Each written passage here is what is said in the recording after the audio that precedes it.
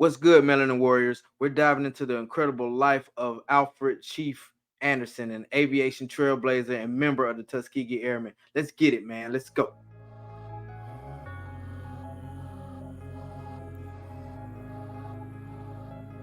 Let's go.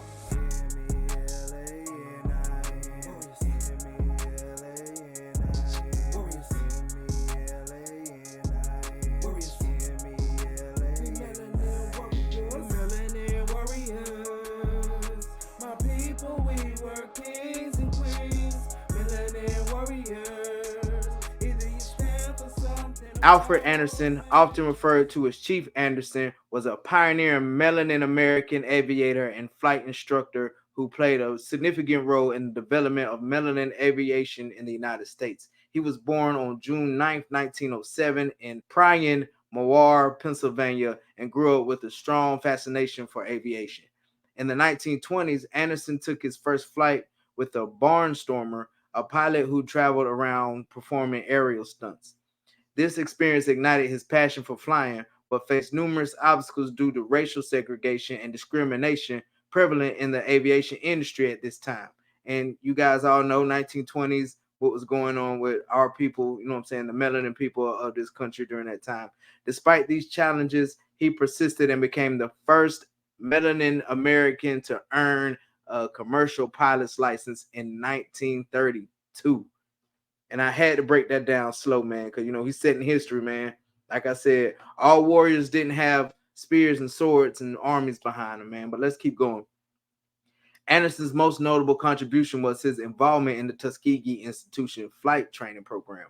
This program right here pretty much trained melanin pilots during a time when racial segregation was deeply ingrained in the U.S. military also.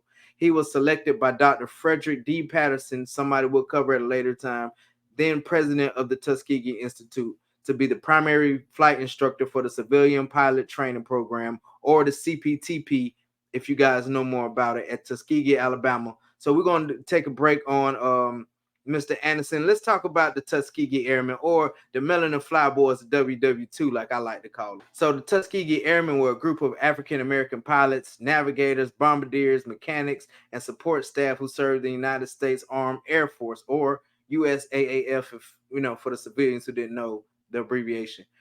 They served during World War II. They were trained at the Tuskegee Army Airfield in Tuskegee, Alabama, hence the name Tuskegee Airmen. Despite facing racial prejudice and skepticism about their capabilities, the Tuskegee Airmen went on to prove themselves as skilled and accomplished aviators. Their accomplishments paved the way for the eventual desegregation of the U.S. military and challenged the prevailing stereotypes that the abilities of the melanin people as service members. I mean, we were right up there with everybody else during that time. Every major war, every major battle fought in this country, the highly melanated people played a pivotal role. So the most well-known unit within the Tuskegee Airmen was the 332nd Fighter Group, which consisted of the 99th Pursuit Squadron and the 100th, 301st, and the 302nd Fighter Squadrons. They flew various aircraft, including the P-40 Warhawk and the famous P-51 Mustang, in escort and ground attack missions all over Europe. The Tuskegee Airmen's exemplary combat record, highlighted by their successful protection of bomber formations and numerous aerial victories, showcased their skill and their determination. Their effort contributed significantly to the eventual desegregation of the U.S. military, like I said before. And this even advanced the entire civil rights movement across the country. So in recognition of all the Tuskegee Airmen's achievements, the Tuskegee Airmen received numerous awards and honors, including the Congressional Gold Medal in 2007. Their legacy continues to inspire and is celebrated as a symbol of triumph and adversity and dedication to excellence in the face of discrimination, being true melanin warriors. But we're going to jump back into Chief.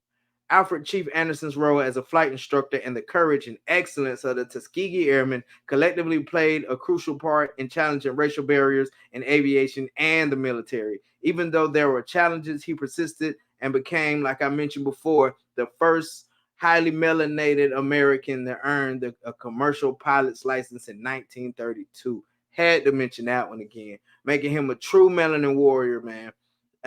So I know a lot of people, when they see this, they're gonna say, "Oh well, Alfred Chief Anderson wasn't Tuskegee Airmen. He didn't fight with them, blah, blah, blah, blah, blah. But he was one of the crew because he trained the crew that went over there to fight and showcase their excellence based off his teachings. There's also an old school movie about the Tuskegee Airmen, man. I think it had Lawrence Fishburne or something like that in it. So if y'all haven't seen it, man, y'all check it out. If y'all want to learn more about the Tuskegee Airmen, research as always, man. Google University or something, man. I don't know.